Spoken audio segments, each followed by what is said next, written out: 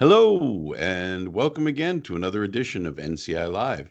I'm your host, David Groth, and I'm a technical solutions specialist here at Network Center. Today, we're going to be doing another in our series on Microsoft 365 updates, and we're going to be talking about the most recent updates for the Microsoft 365.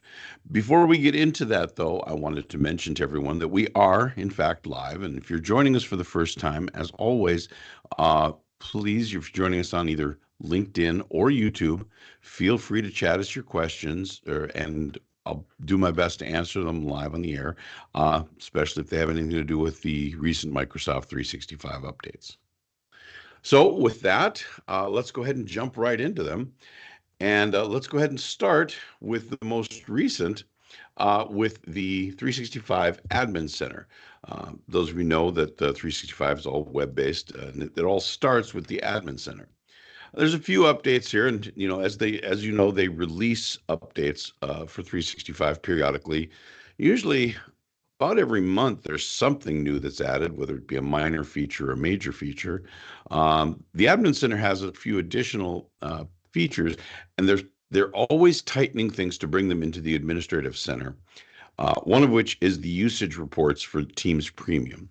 If you have Microsoft Teams, there are two types of license. There's the standard license, which comes with just about every version of Teams. But there's also a Teams Premium license, which gives you some of the more advanced functions like meetings, summaries, various advanced scheduling functions, and usage reports. These functions have been integrated into the Admin Center to allow you to see more detailed usage reports right from the Admin Center. In addition to kind of moving on, we can also track things like file access. So you want to see who has access to file and when. This has been kind of one of those things that's been on the back burner as to, even though we want to see it, it hasn't been a readily available function. Now it's been pulled into the Admin Center. So as you use Microsoft 365, you'll see a trend that they want to keep things simple. But as a feature becomes more and more used, and people will say, hey, I do this function a lot, and it would be nice to have it as just right there available. A great example is like password resets, probably the number one thing that administrators do to be able to have that. Well, they're going to put it right into the Admin Center. Another one is the ability to do various permission settings. They have added new permission settings within the Admin Center. All right, moving on to what I would consider to be, the biggest announcement since Microsoft Inspire here in July. They've announced that the suggested MSRP, Copilot is not actually released. It is not purchasable at this point. However, they've suggested the MSRP at this point at $30 per user per month. Now, that's a pretty steep price, but that's going to cross all of Microsoft 365. That'll get you into Outlook, into Teams. That'll get you into all of the different 365 areas. And I want to highly stress that this is, at this point, these are pre-release figures. but Microsoft has put it out on their website. They have put it out in various channels. Media people are reporting on it. So they're saying that, this is where Microsoft is heading. But given the power of Copilot, that $30 per user is going to make people be selective as to how they implement it. But currently, one thing that I've liked is that there is actually a plugin for Outlook. It's called Outlook for Sales that allows you to write responses and summarize emails. It's designed to integrate with one of your large CRMs, like let's say you have Dynamics for sales, or you have what is that called? Salesforce. If you have Salesforce, it can actually integrate with Salesforce and pull sales data from there. And it works in both Teams and Outlook. So if you want to go ahead and look that up on Microsoft's website, and it's called Copilot for Sales, that is available now. And at present, it is a free add-on. Gives you a little taste of what Copilot can do for you. Another one within Copilot is called Viva Goals. Now, Goals has been around for a little bit, but they're adding Copilot to Viva Goals, which allows you to leverage the AI function to give you effectively your company goals as to where you're going with operationally, but also sales, and what are those milestones, if you will. And it can analyze past performance and then help you as management create those further goals. Now, goals in the past used just straight numbers, but AI, now Copilot integrated, will actually take multiple factors into account.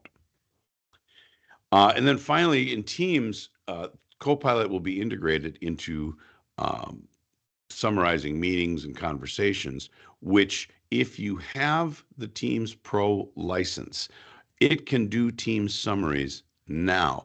So they've integrated some of the Copilot functions into like kind of preview. Think of them like previews into what's going on. I've used this personally. I personally have a Copilot, or excuse me, a Teams Pro license. And when I'm all done, I do this recording of the meeting and transcription of the meeting. At the end, it shows me the meeting, who said what and when, allows me to search the meeting, and then the AI will perform a summary of the meeting saying, okay, here are your follow-up items. Here is who has to follow up and with items. Now, it's not 100% perfect, but it's a real good start, especially if you have to have a lot of meetings or you organize a lot of meetings. Very, very good function. And that function is only going to get more in depth as Copilot is integrated into 365. Okay, Microsoft Edge. Now, a lot of companies don't use Microsoft Edge. A lot of them are standardized on other browsers, but a lot of people do. And Microsoft is really, and they've always been trying to get the desktop portion of the browser market. And they've really integrated now Edge for Business. They've released this as part of their new desktop and AI strategy. And the Edge for Business allows for, again, they're leveraging the AI function to allow you to have policy-based connections to your home, if you will, and your desktop. So you can control which aspects you're using, whether you're at home or at work. But then also, Edge for Business will allow you to search not only the web, but your company data as well. So the power there is being able to have if you search a topic and then it'll be a window on the right that says, oh, hey, did you also know that you've got this set of data in your company data? So it's right there. Or if you're searching for company data, you can look it up using the search bar.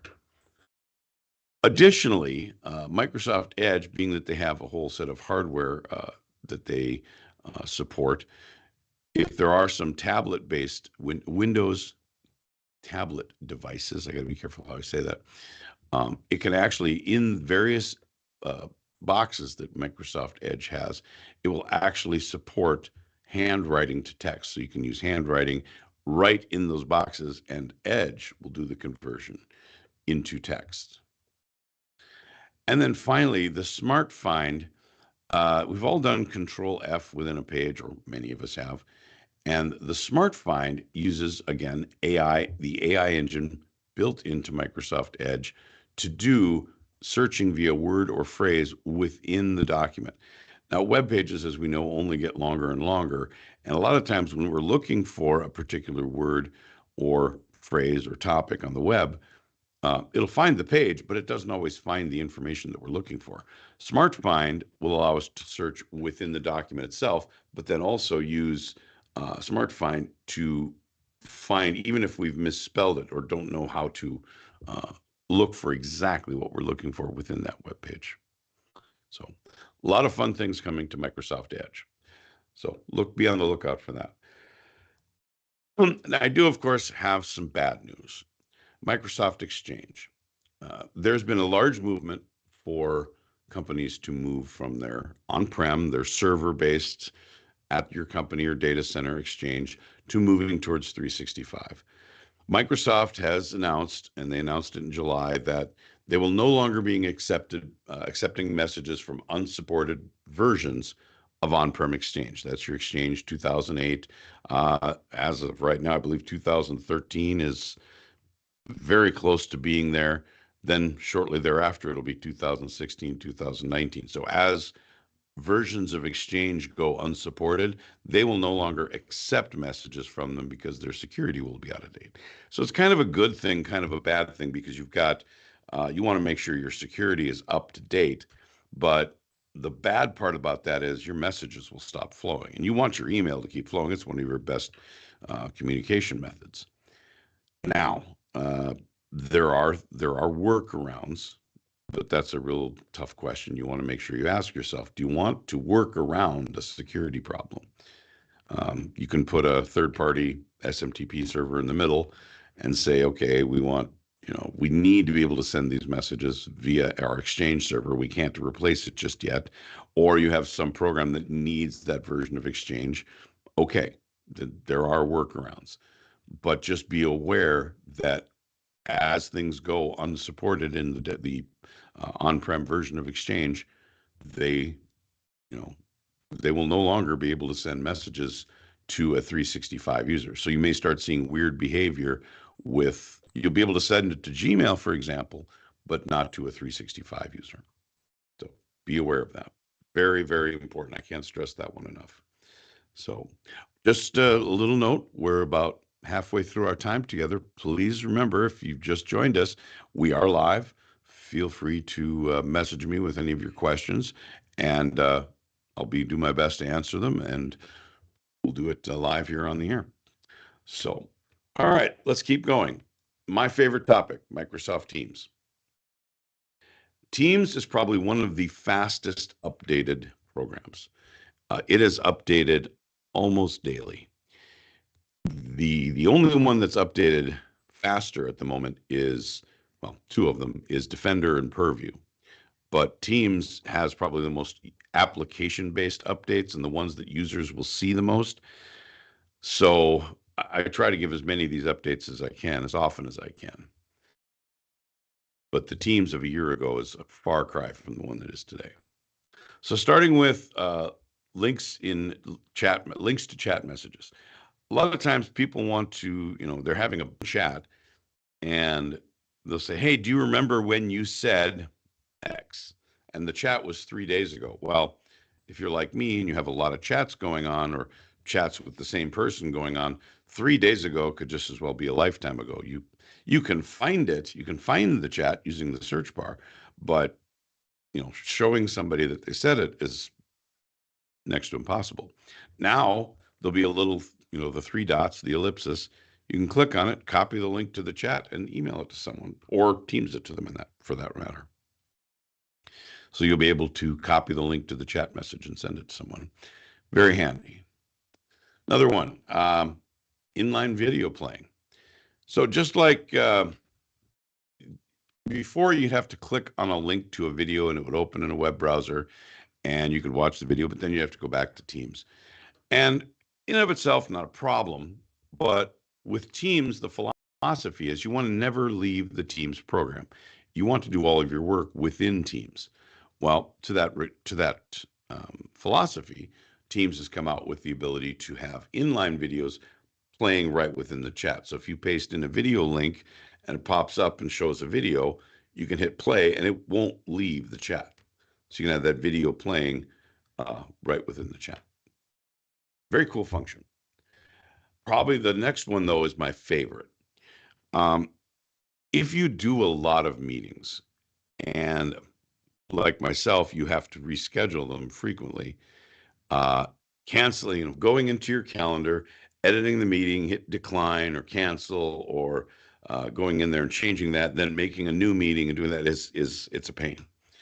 It gets frustrating, and that's how it was designed, and we've been doing that with Outlook forever. But if you're using Teams for your meetings, probably the most powerful function is being able to take a meeting from where it's at. Let's say I had a meeting right now or this afternoon and I couldn't make it and I needed to reschedule it to Friday at 2 o'clock. I have that space open. I could literally click on my meeting today, drag it to Friday at 2 o'clock on the calendar. All the things would update. It would send out the invites. Everybody would have to accept or decline. All of that would be handled automatically. It's an excellent time saver. It just saved you 15 minutes of calendaring and rescheduling right there. So no more canceling 10 invites and then remaking 10 more invites. It's an incredible time saver. Definitely worth the update there. Okay, this next one, we've all used Microsoft Teams filters. I'm probably one of the most guilty about playing with them. This one, though, is kind of interesting. If you do YouTube, and like we're obviously on a YouTube or LinkedIn channel right now, a lot of times you want to look your best, right? For those people who want to be on or have to be on, you're giving a presentation or you're giving a update or just a project update or whatever. You want to look your best. Maybelline has partnered with Microsoft to release virtual makeup. And it actually is kind of cool. I'm not wearing it now. I actually could turn it on, and they have it for both men and women. There's more makeup for women, but there are some. And what it does is it'll highlight certain features of your face. It'll put on lipstick. I recommend you try it out if you haven't already. So it's very interesting, and it does accentuate the features, and it will take out shine, for example, and just make you look a little more natural when you're on camera and not washed out. So very interesting how it does it, and it's just a filter, and it's one of those filters that you won't really notice that it's on until it's missing. The final new feature that I feel is one of the more valuable ones is to be able to zoom in on shared content. If you're like me, I wear bifocals, and on smaller laptop screens or just smaller screens in general, when somebody shares an Excel spreadsheet, it can be very frustrating because they're working in a 5x5 cell area, and it's like I can't see those numbers. And unfortunately, you can't zoom in. Well, now you can. Now you can zoom in on that area and zoom it by just like you would a web browser, 100, 200%, 250%, and look at just that section. Very helpful. So rather than being able to, just have to have it full size and suffer through it and then text them a question or message them a question like, what was those numbers? What did you see? And hopefully they present it properly so that you can see or understand those numbers. They actually have the ability to look at it yourself. Very valuable function. All right, let's shift gears here for a minute. A lot of companies these days are starting to focus more on employee experience with software, but also employee interactions. In software, this was not traditionally something that was thought about. Microsoft Viva, if you haven't heard of it or worked with it, it's designed to engage employees with the company. And there are a lot of pieces to to Viva. We'll go through a few of them. There's Pulse, there's Topics, and there's a few others. But by using Viva, you can actually help your employees be more productive.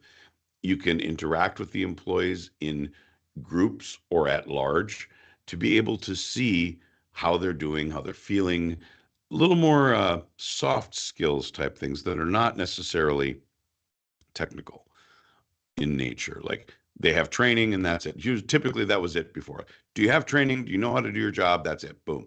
Some of these are you being productive and what can we help you do to be more productive?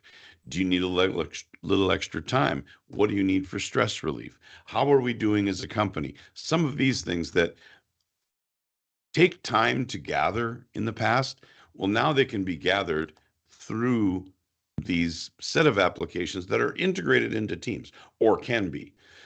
Some of them can just be standing on their own. Microsoft has released, if you haven't seen what Viva is and what it can do for you, highly suggest you go out and check it out. That said, Microsoft has released several updates. One is for Viva Pulse. Now, Pulse is just as it suggests to go out and view or to try to gather the pulse of the company, the state of the employees. What is the pulse of how people are feeling? Check in. Management can check in with the staff. The ownership can check in with management and just get a feel for how things are running. That's what Pulse truly is. So it's done with surveys, it's done with quizzes, it's done with just various pieces that you can create.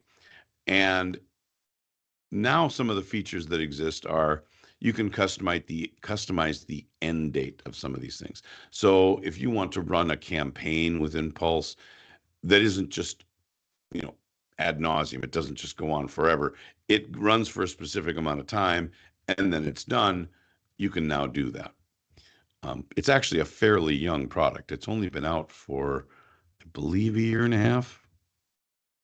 Off the top of my head, I don't remember the exact date, but it's fairly young.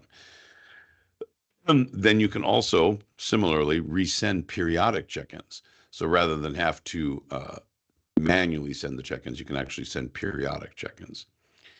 Finally, it used to use surveys that were somewhat canned. Now you can create an entire survey from scratch and get the questions and the data that you need. And we can respond to Pulse feedback. If you get feedback from an employee or employees, you can respond to feedback right within Teams. So oftentimes company feedback comes back to management. It's met within committee. There's a whole set of processes behind the team before it's disseminated via a very formal email. And there's no discussion that happens. And there's no tightness of community feeling within a company. With Pulse, now when you can respond within Teams, there can be a back and forth communication about any type of feedback happening. Like, we as employees feel that, and those kinds of things. And management say, we recognize that that is a thing, and here are steps that we are taking to address those issues. Those kinds of communications can happen a lot quicker and can be a lot more meaningful. All right, I think I've said my piece. Topics. Oh, this is a very cool one. When I first saw it, I was like, oh, this is going to change how things work. So if you have, let's say you're working on a large project. Any large project has a lot of moving parts. And you'll have documents over here. You'll have discussions going on over here. And then you have somebody coming in that's brand new to a project. They won't know. You got to bring them up to speed. You've got to onboard them to a project. Well, and then let's say somebody that is not familiar with the project just happens to hear about the project and they say, well, what is this about? Well, now you've got to go through an entire process of bringing them up to speed. And it's repetitive and it gets frustrating because you can't, there's just too much information to disseminate at once and it's complicated. Viva Topics, what it does is it creates topics about a topic. Let's say, for example, just call it Project X.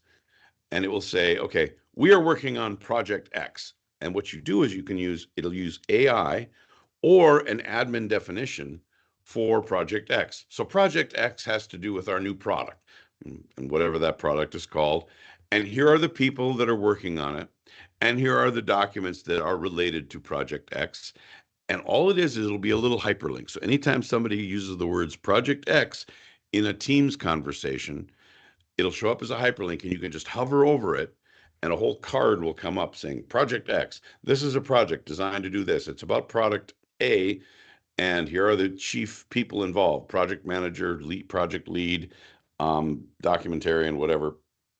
And then here are the top 5 documents that you want to read, and so on. If you click on it, you can actually go to a full topics page that gives all the information.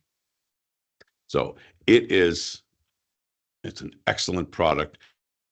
Thing. It does require a separate license, however. So I do suggest also that you go out to Microsoft's website and take a look at the product if you haven't already. All right, Purview. Purview is one of those products a lot of people that have not heard about Microsoft, but it is going to quickly become the power app. I predict for 2024 it will be the power program for Microsoft. Effectively, Purview is a way to look at everything that's going on in Microsoft, and I mean everything, from security, to data, to compliance, just everything. What's going on with your network? It's kind of they use the eye as the icon, but it's your all-seeing eye. I look at I get daily streams of updates for the various products that Microsoft has. And probably the number one updates, aside from security updates and Defender, Purview has the most feature updates and the most things that are coming out and being worked on actively right now in Microsoft. It will be allowing everyone to look at, or administrators mostly, to look at what is the state of everything. Are people compliant with company data compliance policies? How many, answering these questions like, okay, this person just left. Do we have all of their data secured and archived? And can we go back and look at it if they committed a crime while they were here before they left? What types do we have viruses on our network? And if that virus happened, can we trace its path throughout our network? And was it a Trojan horse? Who let it in? How did it happen? And can we plug that hole? A lot of big questions can be answered using Purview. All right, that said, we're going to be able to be adding things like sensitivity labels. We can add sensitivity labels on emails, whether they're just standard emails, whether they're sensitive emails for data governance purposes. But now we can do the same things with Teams channels. Is this a sensitive topic or is it not? What type of data or information is contained in this channel? Additionally, for the purposes of when we onboard a new device, we can have policies for that data governance automatically assigned to a new device. So much like when you onboard any new device to a company network, you want it to have a basic set of rules and policies to be applied. We can do that here now with Microsoft Purview. First time you bring them on board, it will automatically assign those policies. So very cool. So that is all that I have for Microsoft updates for this time. What I'd like to do then is, if you have any further questions, please come and visit us at our website at www.netcenter.net. We have a brand new website. We're very proud of it. So please feel free to visit it.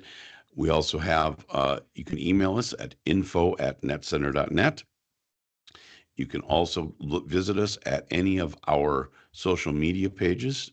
And also, if you want to, you can subscribe to our YouTube channel and hit the little notification bell so that every time we go live, you'll get notified, which we do every 2 weeks on Wednesdays at 11 a.m. Central Standard Time.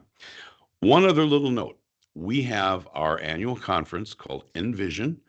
It's coming up on September 9th. and we'll have a lot of different vendors there.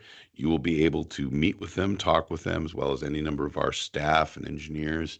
You get to learn about the new products, the new trends, what's happening, what's going on right now with the industry, as well as what might be upcoming. We're going to have speakers on the current topics of AI, data migration. We're going to have topics on storage, compute, everything that's happening. You can talk to these people, the experts in the industry, and get an idea and talk with them about what you might be doing within your particular IT business. It's also just a really fun time. We have a good time there every year. So feel free to come out there. It's free. Register with us at netcenter.net/nvision and come out and join us. We look forward to having you. That said, thank you for joining me. I really have appreciated this, and it's been a fun time. And thank you for joining me here again on NCI Live.